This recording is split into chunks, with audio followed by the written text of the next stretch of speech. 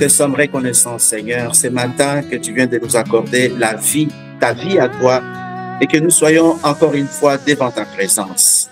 Oui, Père éternel, nous voulons que tu nous ouvres les yeux pour que nous puissions contempler les merveilles de ta gloire. Bénis ces moments alors que nous allons lire ces Écritures. Seigneur, nous connaissons lire comme toutes ces personnes qui ont été instruites. Mais la révélation, nous voulons cette révélation au travers de ta parole. C'est toi qui nous donnes cela. Circoncis nos cœurs, Seigneur, circoncis nos lèvres, circoncis, Père Tout-Puissant, le cœur de chacun de nous, de sorte que, ô Dieu, tout ce qui n'est pas de toi soit écarté et que ton nom soit glorifié. Merci, Prince de la paix. Nous prions ainsi au nom précieux de notre Seigneur et Sauveur Jésus. Amen. Donc, ce matin, nous allons évidemment lire une portion de l'Écriture qui se trouve dans les livres de Luc chapitre 24. J'aurai quand même beaucoup de versets à lire, donc ça dépendra quand même du temps que nous avons. Donc Luc chapitre 24, je prends le verset 30-31. Pendant qu'il était à table avec eux, il prit le pain et après l'avoir rendu grâce, il le rompit et leur donna. Alors leurs yeux s'ouvrirent et ils le reconnurent, mais il disparut devant eux. Amen. On voit ici quelque chose de très, très important que le Seigneur veut nous communiquer ce matin. Ces gens qui ont marché avec le Seigneur sur le chemin d'Emmaüs, ils ont passé toute la journée, comme nous dit la Bible, quand on lit dans Luc 24, à partir du début. Et ce sont des gens qui marchaient avec Jésus, mais sans le savoir. Ils croyaient que c'était juste une personne comme tout le monde. Évidemment, Jésus-Christ s'est humilié. Il a porté le corps des hommes.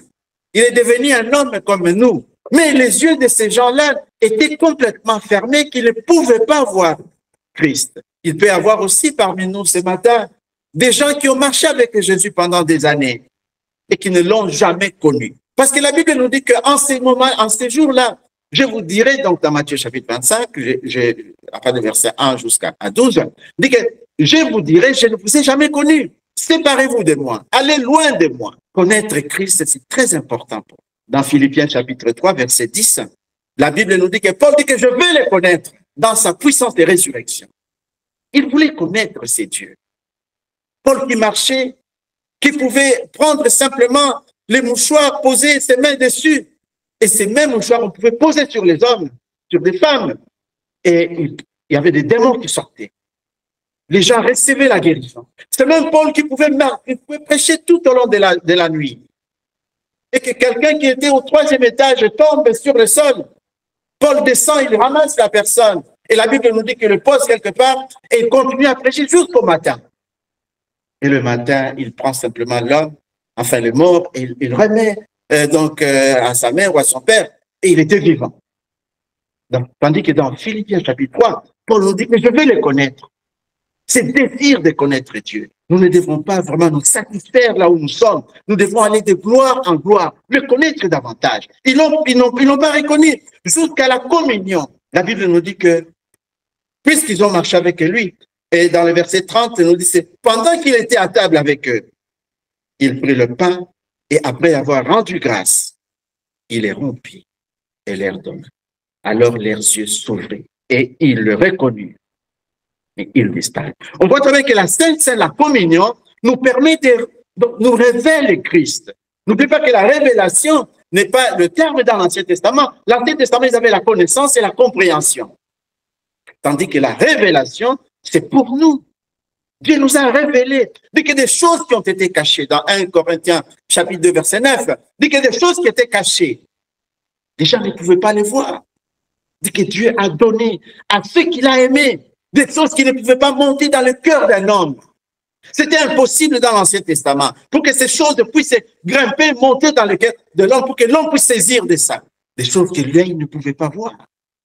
Il dit qu'il a révélé cela au Fils. À ceux qui veulent connaître, à ceux qui dit aux enfants, Dieu nous a révélé sa parole. Et la révélation, c'est comme ça qu'il dit que mon église sera bâtie sur la révélation. La révélation nous transforme. Le salut est individuel. Et nous entrons dans le salut par la révélation de connaître qui est Christ. Et celui qui a la révélation, personne ne peut arracher cette personne-là de main de Christ. Et là, la Bible nous dit qu'ils l'ont reconnu maintenant. Et vous savez, la suite de cette histoire de la Bible nous dit que pendant ces temps-là, dans le verset 32, nous dit que ils se dirent l'un de l'autre, notre cœur ne brûle-t-il pas au-dedans de nous lorsqu'il nous parlait en chemin et nous expliquait les Écritures. S'élevant à l'heure même, ils retournèrent à Jérusalem.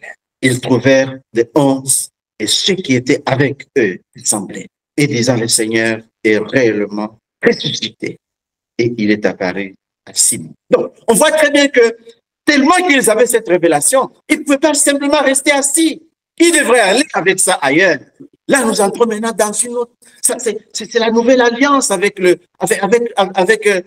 brisement de pain. C'est une nouvelle alliance. Cela veut dire simplement que l'ancienne alliance a été complètement abolie. Maintenant, nous sommes dans une autre alliance. Et dans cette nouvelle alliance, Dieu s'engage à te guérir, à te protéger, à te bénir. Et la Bible nous dit dans Hébreux chapitre 8, verset 10, on va lire ça d'abord, Hébreux 8, verset 10. Mais voici l'alliance que je ferai avec la maison d'Israël. Après ces jours-là, dit le Seigneur, je mettrai mes lois dans leur esprit. C'est dans cette alliance que nous sommes pour le moment. C'est que Dieu s'engage à mettre ses lois dans notre esprit. Je les écrirai dans leur cœur et je serai leur Dieu. Ils seront mon père. Dans l'ancienne alliance, Dieu avait écrit ses lois sur les pierres. Il a gravé ça sur les pierres pour montrer simplement à ces gens-là, voilà, vous avez traversé la mer Rouge, vous avez vu, vous avez mangé même la nourriture des anges. Mais malgré ça, vous êtes toujours rebelles. C'est comme ça qu'il a dit à Moïse, monte sur le Sinaï, je vais maintenant écrire mes lois pour ce peuple.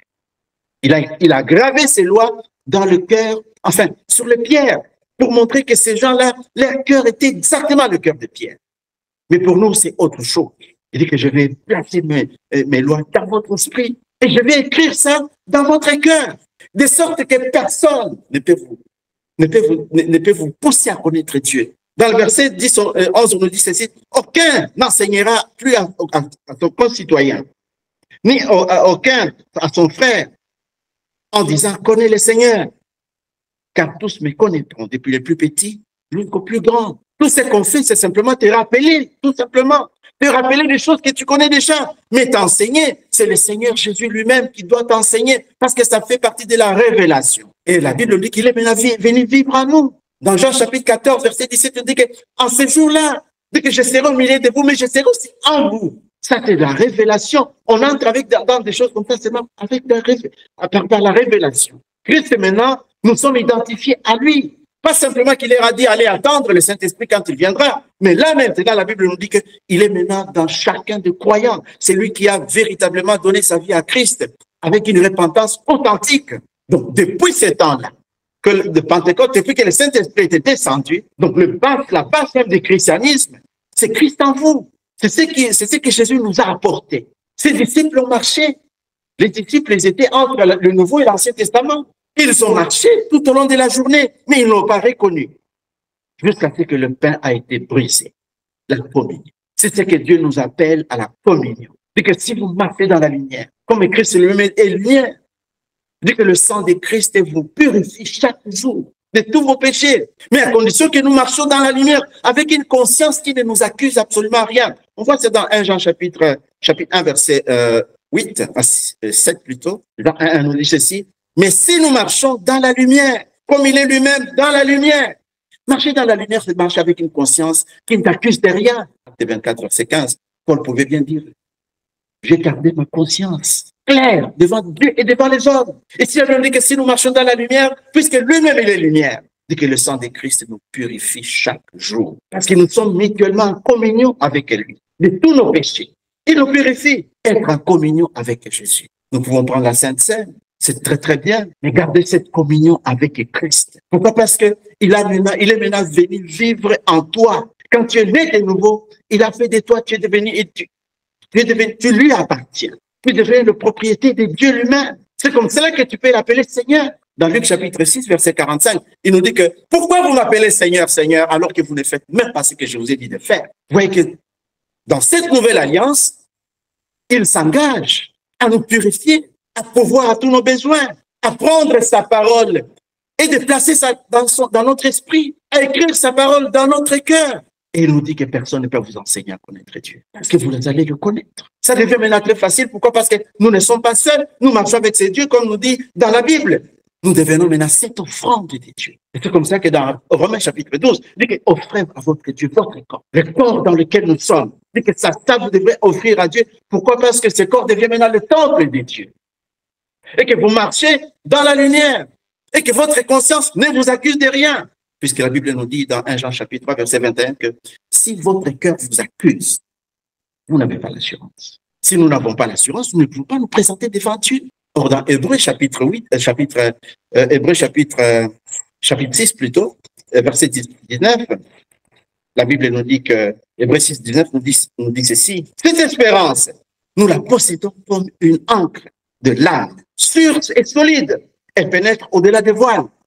Maintenant, le voile, il n'y a pas de voile, il est au-delà des voiles, c'est-à-dire dans le lieu très très saint.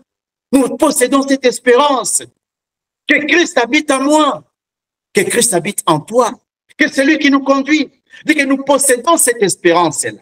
Nous avons cette assurance. C'est comme ça que nous sommes en Christ.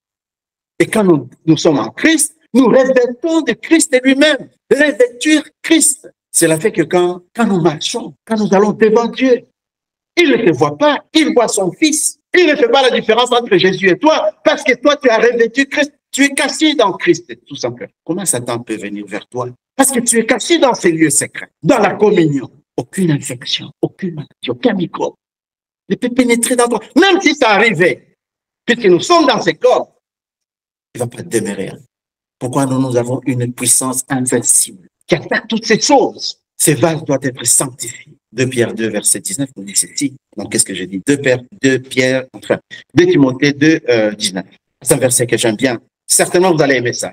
Néanmoins, 2 Timothée 2, verset 19, néanmoins, le solide fondement de Dieu reste debout avec ces paroles qui lui servent de sceau. Donc, le fondement de Dieu est solide. Et ce fondement de Dieu, il y a des paroles qui lui servent de sceau. Un sceau. C'est comme une monnaie. Il y a la partie en haut, il y a aussi la partie qui est en bas. Le Seigneur connaît ce qui lui appartient. Et quiconque prononce le nom du Seigneur, qu'il s'éloigne de l'iniquité. D'un côté, dit que le Seigneur connaît les cieux. Dans Proverbe chapitre 15, verset 3, on dit que les yeux de l'Éternel parcourent la terre entière, en train d'observer les méchants et les bons. Dit que le Seigneur connaît les siens. Et celui qui invoque le nom du Seigneur doit se séparer de l'iniquité. Parce que Dieu est saint. C'est ce que nous avons chanté ce matin aussi. Et quand nous allons encore une fois dans ce même chapitre, cette fois-ci verset 20, nous dit ceci. Dans une grande maison, il n'y a pas seulement des vases d'or et d'argent, mais il y a aussi des vases de bois et de terre. Les uns sont des vases à l'usage d'honneur et d'autres à l'usage vil. Si donc quelqu'un se conserve pur en s'abstenant de ces choses, il sera un vase d'honneur, sanctifié, utile à son maître, propre à toutes bonnes œuvres. Dieu veut que nous soyons utiles.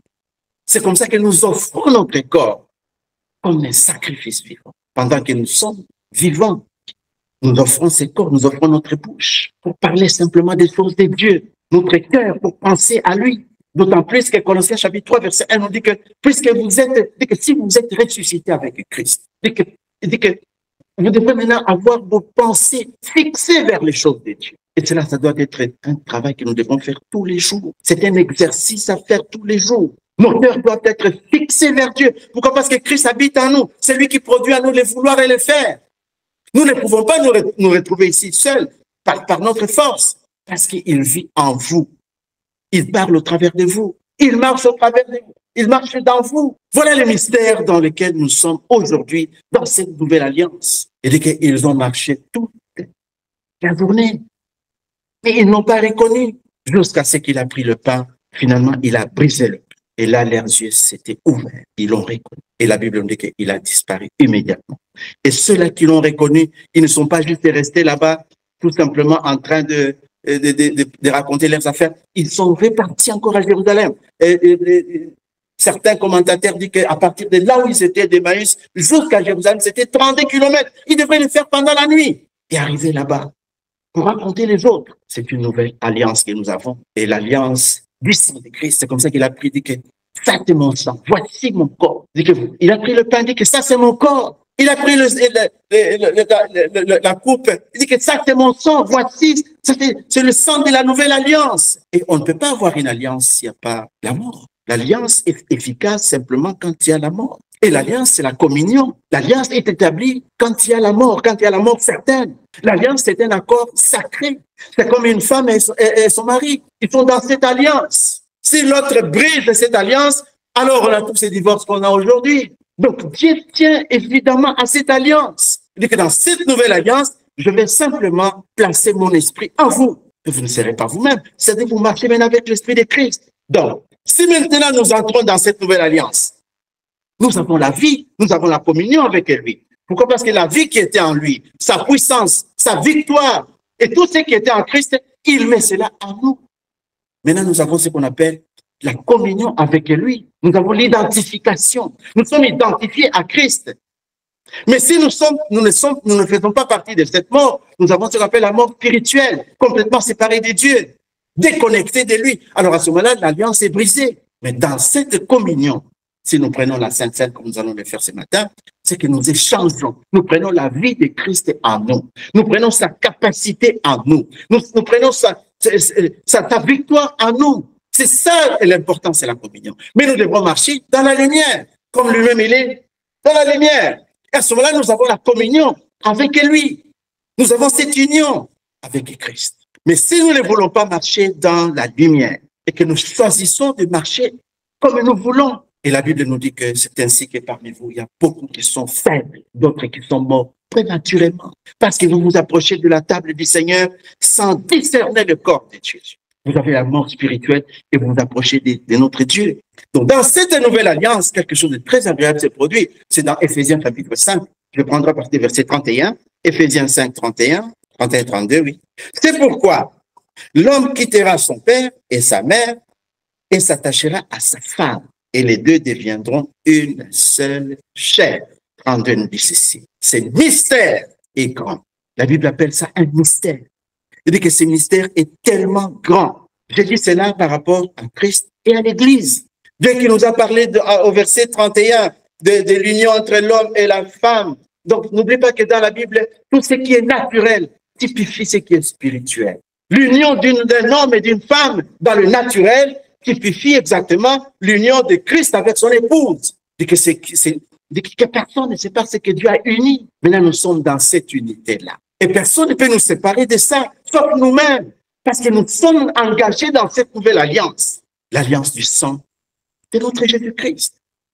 Matthieu 26, verset 28 nous dit ceci, 26, 28. Car ceci est mon sang, le sang de l'alliance, qui est répandu pour vous, pour plusieurs, pour la rémission de péché.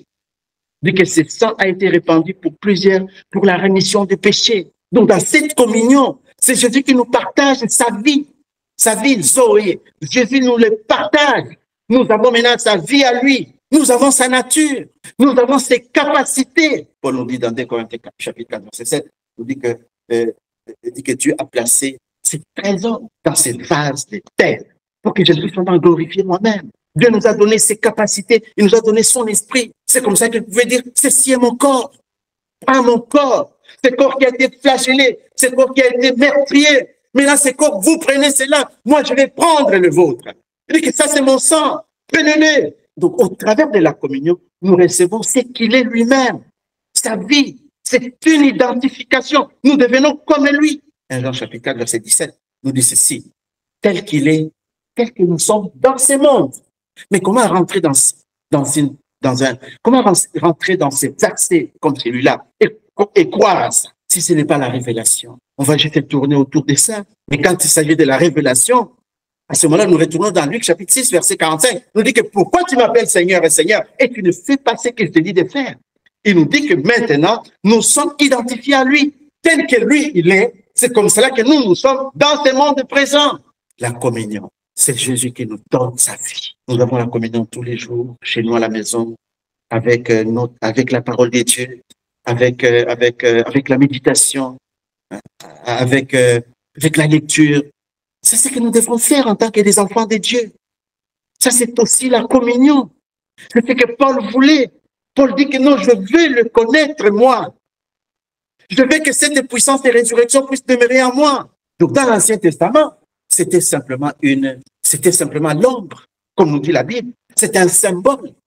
Tandis que dans le Nouveau Testament, ça devient maintenant une réalité. Nous vivons cette réalité. Voyez un peu Psaume 105, verset 37, comme ce que nous dit la Bible. Psaume 105, 37 nous dit ceci. Il fit sortir son peuple avec de l'argent et de l'or, et nul ne chancela parmi ses tribus. Personne n'était malade. Après avoir pris la communion, après avoir mangé ce qu'ils ont mangé ces jours-là, personne ne pouvait être malade. Ils sont sortis dans le désert. Ils étaient le nombre, quelquefois on dit que c'est des millions, quelquefois, enfin, toutes ces choses-là, il y a plein quand même de commentateurs là-dessus. C'est que, mais parmi tous ces gens qui étaient là, des millions de personnes, personne n'était malade. Les enfants sont sortis comme les enfants qui sont là avec leurs chaussures numéro 4, mais à chaque fois qu'ils grandissaient, la chaussure aussi grandissait. Et que leurs habits, ils changeaient. Leurs habits, c'est s'adapter avec eux. Voilà la puissance de la communion. C'est ce que Dieu est en train de faire au milieu de nous. Aujourd'hui, avec cette vie Zoé qu'il a plantée en nous. Et que si vous recevez cette parole que j'ai plantée en vous, et cette parole qui peut vous donner la vie, mais aussi longtemps que nous recevons toutes ces paroles et que nous ne savons rien à faire avec ça. La semaine passée, nous avons écouté un très bon message de mon précieux bien-aimé Jackson sur, je crois, Ézéchiel 37.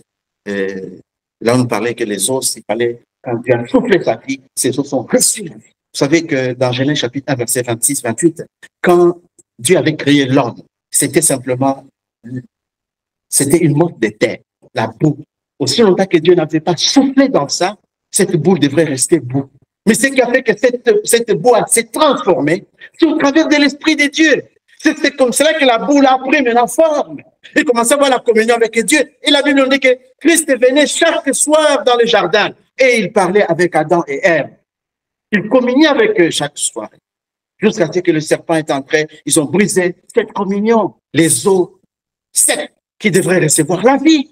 Et c'était sous les yeux, le dream, donc le rêve, enfin c'est ça, c'est la vision plutôt de cette prophète. Il a vu cela, il a vu les muscles qui se forment, il a vu la chair qui se forme, il a vu cette masse de cette grande armée se mettre debout. Pourquoi? Parce qu'il y avait la vie à l'intérieur. C'est comme ça que Dieu est venu et nous a montré la toute première personne qui a marché avec la vie, avec le Saint-Esprit dans son corps. Avant lui, avant Christ, il n'y avait personne qui avait fait ça. Hébreux chapitre 4, verset 15-16, on dit qu'il a été tenté en toutes choses, sans commettre du péché, parce qu'il était comme nous. Mais là, c'est notre modèle.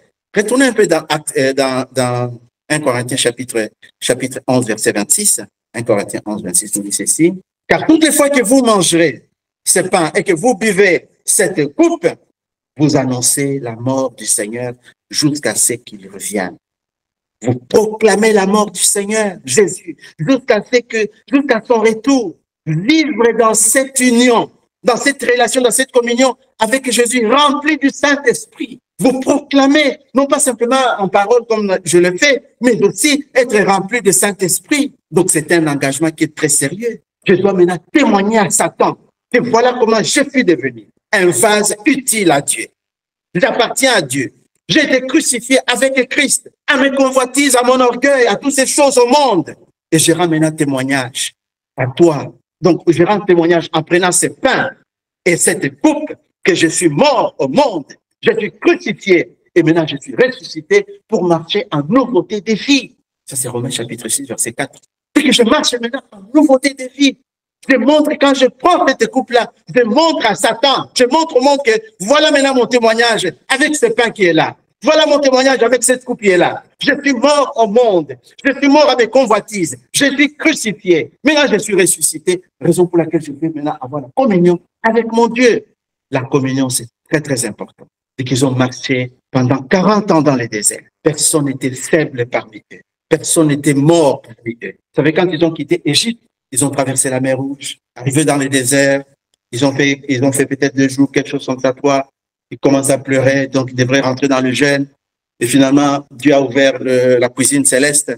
la manne commençait à tomber. Quand tu regardais, qu'est-ce que c'est cette chose? Qu'est-ce que c'est? C'est comme ça qu'on l'appelait manne. Parce que manne veut dire simplement, qu'est-ce que c'est? Qu'est-ce que c'est ça? Ils ne comprenaient pas que c'est Dieu qui pouvait un jour se réveiller encore et dire que non, non, on en a marre avec cette manne. Maintenant, nous voulons manger la viande. Dieu envoyait simplement un vent impétueux, de sorte que personne, chacun pouvait bien mettre juste sa main comme ça et attraper tous ces oiseaux qui voltigeaient autour de leur tête. Dieu pourvoyait à leurs besoins. Jusqu'à ce qu'un jour, ils ont dit non, maintenant nous sommes prêts à faire ce que Dieu dit de faire. Dieu le conduisait par la grâce. Ils ont dit que non, non, non, nous sommes prêts à accepter la loi. Nous sommes prêts à obéir à ce que la loi dit. Et c'est à ce moment-là, ces jours-là, qu'ils ont commencé à se plaindre encore davantage. Et la Bible nous dit que les serpents commençaient à mordre tous ces gens-là qui étaient là. La maladie commence à rentrer parce qu'ils sont rentrés dans la rébellion. Ils ne voulaient pas être conduits par Dieu, ils voulaient être conduits par eux-mêmes. Donc nous devrons prendre au sérieux. Cela changera notre propre vie. Ne dis pas simplement la communion avec la table, mais la communion, notre communion de chaque jour avec notre Dieu. Parce que 1 Jean chapitre 1 verset 7, 8, 9 nous dit que si nous sommes en communion avec lui, si nous marchons dans la lumière, dans l'honnêteté, dans cette conscience qui ne nous rapproche de rien, c'est que nous sommes en communion mutuellement avec lui. Mais si nous sommes malhonnêtes, nous ne pouvons pas marcher avec Christ. Ces changements doivent se produire en nous, de sorte que nous puissions proclamer ce Christ. Nous pouvons montrer à Satan qu'il ne peut absolument rien faire avec nous. Verset 27 nous dit ceci, dans le même chapitre, 1 Corinthiens chapitre 11, verset 27, nous dit ceci. C'est pourquoi celui qui mangera ce pain ou boira la coupe du Seigneur indignement sera coupable envers le corps et le sang du Seigneur Jésus-Christ. Indignement, sans discerner le corps, sans discerner les frères et sœurs qui parlent mal, sans discerner ce corps de Christ qui nous donne la vie, et que c'est lui qui prend cette coupe indignement. Cela nous pousse quand même à méditer la parole de Dieu en petits morceaux, de comprendre qu'est-ce que cela veut dire prendre la coupe indignement, c'est quoi exactement? Donc ça, c'est très, très important pour nous de méditer sur ces choses. Vous savez très bien que la nourriture que nous mangeons, c'est qui nous donne la force, c'est qui nous donne la vie, c'est qui nous donne la santé. C'est pas seulement ce que nous ingurgitons, mais c'est ce que nous digérons. Ce qui est digéré en nous, c'est ce qui nous donne la vie parce que ça se transforme en sang, ça devient nous. Il en est de même avec la parole de Dieu. Quand nous méditons sur la parole de Dieu, même la méditation, c'est la communion avec Dieu. C'est comme cela que Josué pouvait prendre tous ces peuples, les 2 millions de gens, et les ramener dans la terre promise, tout simplement parce que Dieu lui a dit que voilà, maintenant, une seule chose que tu dois faire, c'est que tu dois méditer sur cette parole, jour et nuit, et faire ce que la parole nous dit de faire. Donc, le but de la méditation, c'est de pratiquer la parole. Donc, c'est très, très important pour nous de voir ce que nous sommes en train de faire. Le verset 28, la Bible nous dit ceci, que chacun, donc, s'éprouve soi-même, et qu'ainsi il mange du pain et qu'il boive de la coupe. C'est prouvé, jugez vous-même. Quand nous nous jugeons, d'ailleurs le verset 31 nous dit que si nous nous jugeons nous-mêmes, nous ne serons pas jugés. Parce que le sang de Jésus, dans 1 Jean chapitre 1 verset 9, nous dit que si nous confessons nos péchés, il est juste, il va nous pardonner de tous nos péchés. Donc c'est très très important. Aujourd'hui dans les églises, vous n'allez pas trouver des gens parler du péché. Pourquoi? Parce qu'on parle beaucoup de l'argent, de prospérité, des choses comme ça. Puis la Bible nous dit dans Matthieu chapitre 6 verset 31, dit que cherchez premièrement le royaume des cieux. Et si vous cherchez ce royaume-là, le reste va vous être simplement donné. Nous devons nous examiner nous-mêmes chaque jour. Et si nous nous jugeons nous-mêmes, nous ne serons pas jugés. Donc je dois me juger chaque jour et confesser mes péchés chaque jour. Pourquoi? Parce que je marche dans ce monde. Donc, c'est très, très important pour nous de savoir que la première des choses en nous, pour que nous puissions nous rapprocher dans la table du Seigneur, Dieu demande à ce que nous puissions porter notre croix. Porter la croix, c'est tout simplement le synonyme de la mort. Et quand pour savoir si quelqu'un est mort, comme souvent, enfin, on le dit, et je l'ai dit, c'est que si vous voulez savoir que vous êtes mort, en vous, un mort ne répond pas. Devant des insultes, devant d'injustices, devant toutes ces choses. Un mort ne répond pas. Et la Bible nous dit dans 1 Corinthiens, je crois chapitre 10, verset 11, nous dit que toutes ces choses nous ont été données pour notre instruction. Et si vous voulez évidemment connaître que la mort est là, allez au cimetière, simplement prendre des bâtons, frapper sur la tombe, vous allez voir, personne ne va vous raconter quoi que ce soit. Parce qu'ils sont morts. C'est de cette mort que Dieu veut que nous puissions avoir en nous. Puisque si nous sommes morts en Christ, nous allons vivre aussi avec lui. Nous ne pouvons pas voir la résurrection s'il n'y a pas la mort. si nous continuons à avoir toutes ces convoitises, l'orgueil et toutes ces choses, Dieu, il a placé son esprit en toi. Il a placé son esprit en moi pour me permettre d'avoir la communion avec lui. Jacques chapitre 4, verset 5 nous dit ceci. Donc, on est allé vers la fin. Jacques 4, verset 5. Croyez-vous que l'Écriture parle en vain? C'est avec jalousie que Dieu chérit l'esprit qu'il a placé, qu'il a fait habiter en nous. Cet esprit que Dieu a placé en nous, Dieu chérit cet esprit-là. Il aime cet esprit. Il veut que nous puissions simplement lui appartenir, être à lui. Il ne veut pas que nous puissions flirter avec le monde encore. Dieu veut que nous puissions l'aimer seul et lui seul. Donc c'est très très important pour nous de voir que c'est avec jalousie que Dieu chérit cet esprit qu'il a placé en nous. Et c'est cet esprit qui nous conduit maintenant. Et qu'en ces jours-là, vous saurez que je suis dans le Père et que vous êtes en moi et que nous sommes en vous et que le monde ne saura pas ces choses. Mais je serai en vous moi-même. Voilà encore un autre verset, c'est dans 2 Corinthiens chapitre 4, verset 9. 2 Corinthiens 4, 9. On va commencer avec 8. Nous sommes pressés de toute manière, mais non réduits à l'extrémité, dans la détresse, mais non dans le désespoir, persécutés, mais non abandonnés, abattus, mais non perdus. Voilà l'apôtre Paul, portant toujours avec nous dans notre corps la mort de Jésus, afin que la vie de Jésus soit aussi manifestée dans notre corps. Dès que nous portons en nous la mort de Christ, pour que la vie de Christ puisse se manifester en nous. Je porte dans mon corps 24 heures sur 7 la mort de Jésus. Je ne fais pas ma volonté, mais je fais sa volonté à lui, par ma façon de réagir, ma façon de parler, ma façon de voir toutes les autres choses. Tout ce qui est contre Christ, si je fais sortir à moi, c'est-à-dire il y a encore une partie de vie qui est à moi. N'oublie pas que la révélation est progressive dans la Bible. Chacun progresse de sa façon. Il y en a d'autres qui sont déjà progressés, d'autres qui sont encore en train de chercher comment progresser. Mais ce qui est très important, c'est qu'il faut qu'il y ait ce désir-là à l'intérieur de nous. Jésus a dit, pardonnez tous ces gens, car ils ne savent pas ce qu'ils font. Tenez-vous bien, c'est le même esprit qu'Étienne avait dans Actes chapitre 6 et 7. Quand on a lapidé Étienne, il dit que pardonnez, il a regardé, il a vu la gloire de Dieu, il dit que pardonnez ces gens-là. Ne les impute même pas de ses péchés. Quand vous voyez, c'est le même esprit que Christ a fait, l'esprit de pardon. Dit qu'ils ne savent pas ce qu'ils font. Maintenant, vous êtes devenu un fils de Dieu, une fille de Dieu. Parce que la Bible dit qu'à tous ceux qui l'ont reçu, il leur a donné le pouvoir de devenir ses enfants. Ces gens ne savent pas à qui ils ont affaire. Mais ce que nous devons faire en tant que des fils de Dieu, c'est simplement pardonner tout ce qui est autour de nous. Pourquoi? Parce que la résurrection ne peut pas avoir lieu en nous s'il n'y a pas la mort. Vu que c'est quand parce qu'il y a cette mort en moi, c'est comme ça que la vie de Jésus se manifeste en moi. C'est comme ça que Paul a pris ça. Ils ont pris le pain, ils ont pris le vin, comme nous dit dans le livre des Corinthiens, dans 1 Corinthiens 1, à partir du verset 23, 1 Corinthiens 11 plutôt 23, nous dit ceci, car j'ai reçu du Seigneur ce que je vous ai aussi enseigné. C'est que le Seigneur Jésus, pendant la nuit où il fut livré, il prit du pain. Il a pris le pain. Il n'est pas parti dans le supermarché pour aller acheter le pain. Il a pris le pain qu'on appelle le pain gaucher. C'est un pain qui est fabriqué à partir de blé, sans levure à l'intérieur. Et puis ils faisaient ça eux-mêmes, avec des mains sanctifiées, consacrées. Ce n'est pas le pain de celui qui est de boulanger là, qui raconte n'importe quoi, qui fait ce pain. Non, voilà comment nous sommes devenus plus intelligents que Jésus. Non, mais si nous pouvons faire ça, nous pouvons le faire. Et d'ailleurs, c'est ce qui est bien si on le fait. D'ailleurs, le Colossiens chapitre 2, verset 6 nous dit ceci. Si vous dites que vous demeurez en Christ, vous devez marcher comme il a marché. Si nous avons la possibilité de le faire, mais pourquoi ne pas le faire? Pourquoi aller chez un boulanger là-bas partout? Non. On prend ce que la Bible dit. Nous essayons quand même de nous rapprocher exactement. Peut-être nous n'allons pas réussir à 100%. Dieu connaît la motivation. C'est très important, notre motivation. C'est comme ça qu'on fait le pain maison, le pain gaucher, le pain sans levure, sans levain.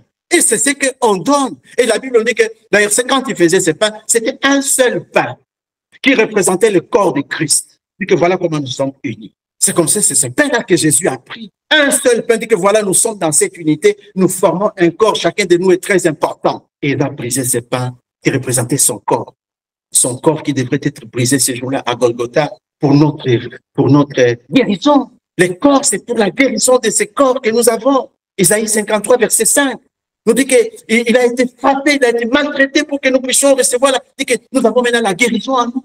2 Pierre chapitre 1, verset 24, on dit que par ses meurtrissures, nous avons été guéris. C'est dans ces corps-là. Finalement, il a pris aussi, dans le verset 25, il nous dit que de même, après avoir soupé, il prit la coupe. Cette coupe est la nouvelle alliance en mon sang. Faites ici en mémoire de moi. Donc, dans cette coupe-là, qu'est-ce qu'il y avait dedans? Il n'y avait pas du thé là-bas dedans, ni du café, ni je ne sais pas, de Sprite. C'était le vin. C'était du vin.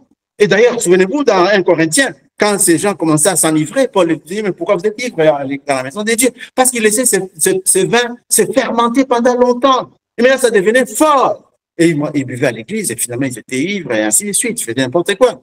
Mais il n'y a aucune église qui était comme l'église de Corinthe, avec des dons à l'intérieur. Malgré tout ce qu'ils faisaient là-bas, dit que ne savez-vous pas que vous avez le Saint-Esprit à l'intérieur de vous? Si c'était moi aujourd'hui, je vais dire non, non, non, tu n'as pas le Saint-Esprit, toi. C'est comme si nous, aujourd'hui, on donne le Saint-Esprit aux gens. Pourtant, c'est Dieu qui donne. Paul a dit à ces gens-là, ne savez-vous pas que vous avez le Saint-Esprit en vous et qu'il habite en vous? Mais pourtant, c'est des gens qui, quand vous suivez leur vie, c'était une église de bébés, une église qui ne grandissait pas. Mais dans cette église-là, c'est Dieu qui a voulu donner, évidemment, tous les dons à cette église. Donc, le vin, on prend le vin, et le vin, c'est le vin. Mais nous choisissons des vins qui n'est pas fermenté. En fait, c'est le fruit des raisins. Voilà, si je peux le dire ainsi. Donc, c'est ce que nous allons prendre ces moments. Et donc, ces temps-ci, évidemment, nous allons passer à la Sainte Seine. Notre sœur, si vous pouvez chanter une petite chanson en attendant qu'on prépare un peu quelque chose là.